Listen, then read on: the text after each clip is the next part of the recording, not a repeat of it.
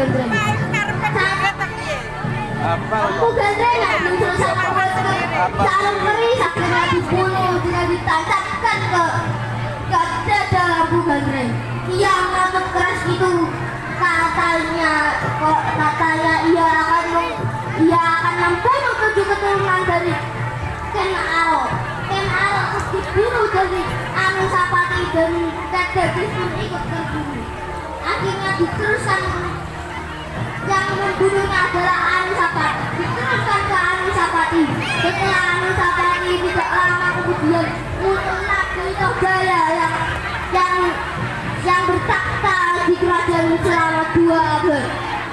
Kalau 1 abad berarti 100 tahun.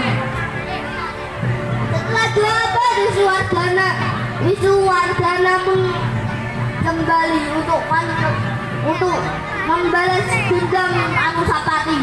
Anusapati dimakamkan di Candi Kidal.